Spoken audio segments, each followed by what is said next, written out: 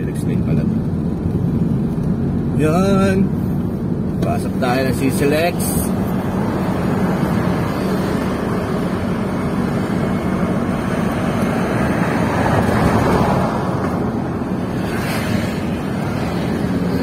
Kano ba yung bayad?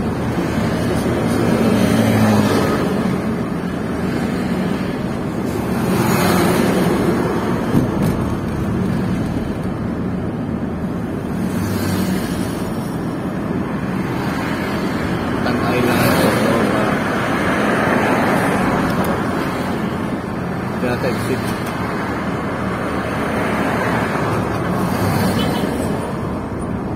Alright.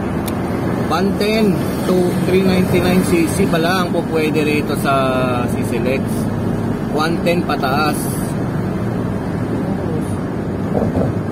Yun, yeah, ben. 110 pataas pala mga lods ang po pwede.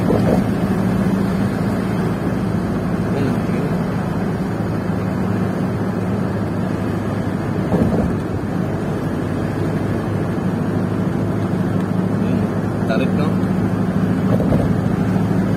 Taas din pala. Parang ano mataas? San Juanico eh. San Juanico. Ah, ito no? Taas. Pinakamataas na ito sa buhay. Tulay. Ah, okay. CCLX.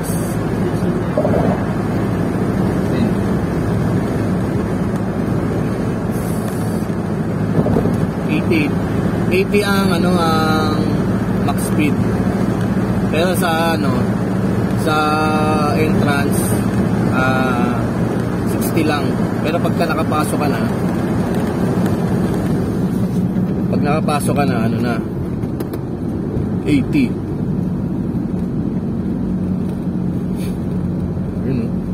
Wow. Nice. Wala tayong kasabay ng mga motor ba? No?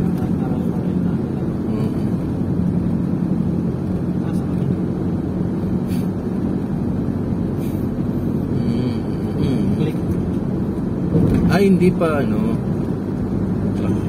parang hindi pa. Ito yata yung pinaka CCLX di ba? Tama ba? Ito na yun. Ito na yun, di ba? Tulay.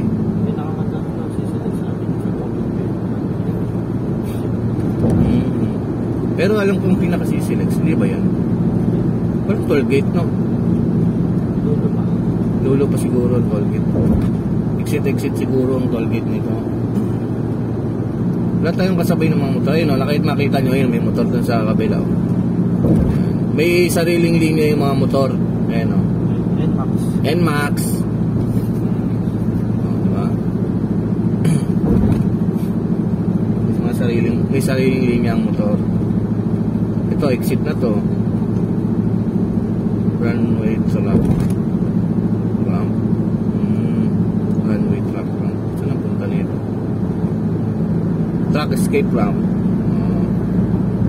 Pagka siguro yan, halimbawa na walang ka ng preno, yan mo siya, diyan ka papasok mo.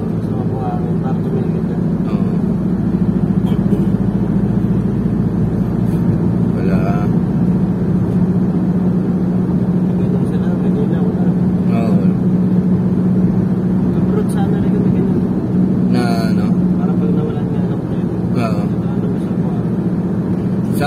Pilipinas kasi, Pilipinas sa Manila, kapag nawala ka preno, ang ginagawa nilang ganyan, yung mga sasakyan.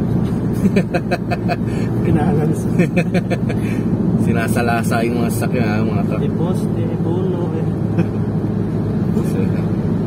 si brake yan. Ayun may mga motor sa kabila. Dito natin.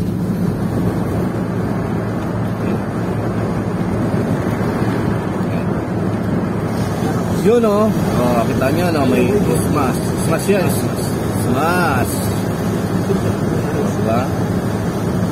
Angas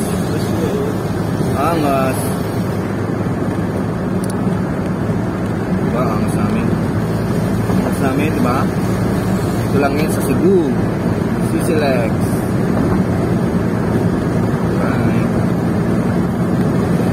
mahaba rin, no? So, kaya, yun yung dulo siguro yun. Wala pang toll gate, eh. Ayun, no? May mga motor. Kaya may sarili talagang linya ang mga motor. Hindi siya pwedeng pakalat-kalat. Ayun, yung XRM, no? XRM.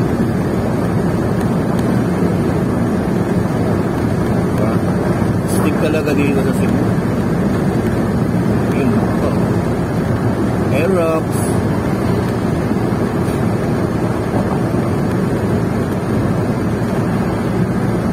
Isilex lang, malakas. Yun na, Toll Plaza, 2 kilometer. Yun. Alam nyo saan tayo pupunta? Wala lang. Dumaan lang tayo dito. In-experience lang natin dumaan dito sa CCLX. Bibira lang naman ang dumadaan siguro kasi mga may bayad eh. Siguro yung iba sa normal na tulay. Ngayon malalaman natin kung magkano yung bayad. Diba? Pag motor, class 1, no? O pare-parehas lang. Ayun. Below 400cc. Ito linya yun, yung may blue na yan, linya ng mga motor yan. Pero kung sa atin siguro, sa Metro Manila, pangit siguro, no? Kasi crowded tsaka ano eh. Tawag na ito, mas malalaki yung mga dumadaan sa sasakyan. Mahirap yung mga lower CC na yun ang mahirap doon. Kaya, ayun o, Honda Click o. Kaya lang wala siya sa linya, no? Sa labas siya.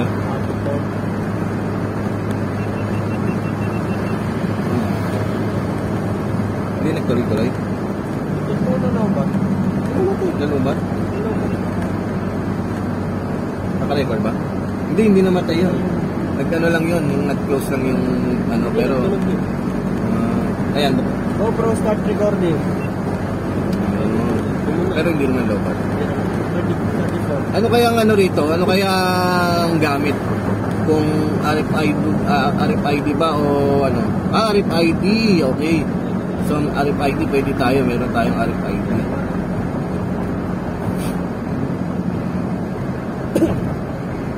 Ito.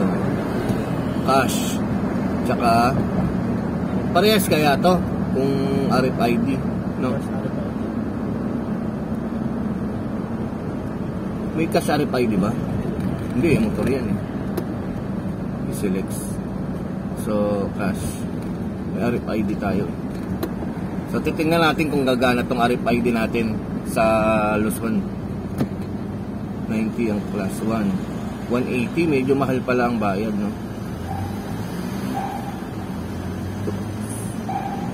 Arla, ano to sir? Easy trip? Easy trip? Ay, iba ang ano rito? Ibang... Transfer na card, sir. Ala! Bakay. Transfer tayo, sir. Cash tayo, sir. Apo, sorry. Atras na lang. So, hindi siya gumagana. Invalid tag. Invalid tag. Iba pala. Sorry naman. So, yun. Atras tayo. Sa Manila, huli na. Sa Maynila tayo. Ticket tayo. Nalidyo mo atras tayo. Mga buboy man ito mga... Sa Manila, ticket. Ticket tayo kung sa Manila to. For sure. Oh. So yun. One error. One error? Hindi pala gumagana, sorry. Cash, sorry, first time. Galing kaming invalid tag. Ginabasa siya pero ano, hindi siya ano. 90 class 1, same sa motor. Same sa motor, no? Depende sa motor. Pero pag mga 110, 60, okay. 60 pala yung mga 110. Okay na. Thank you. Okay, so yun. Tandaan nyo ha, hindi po pwede rito yung RFID natin sa Luzon. Lusot sa huli. Kala natin na pwede. Tinesting lang naman. Testing lang. Nag-experiment lang tayo. Ay, lagi yan. Reset. Hindi wala pwede yan. Ayan.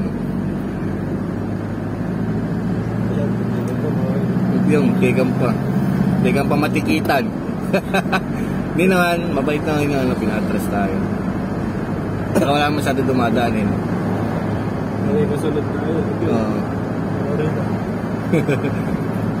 Pati nagilid mo na dun sa lahat. Oo. Sigurado. Medyo makipot lang, parang ano siya, parang skyway, no? Parang skyway nga siya. So yun, mag-exit na tayo at na-experience naman natin ng CCLX ng Cebu. Ayun nga, may dala-dala pang hindaanan, no? Oo, so ito. MIUI 125 na. With, ano? With ladder. May ladder nila. Oo, may ladder. Yun. Saan po ba nakita yung Petron? Dito ata pag kumanan. Titingnan din namin kung magkano yung presyo ng gas dito. At doon ako magpapagas. Diba? Oh, kano? Mahal. 65. So yun, ayaw ko dyan magpagas. Doon tayo sa 64. Siyempre, practical lang. Ikot lang tayo. Tapos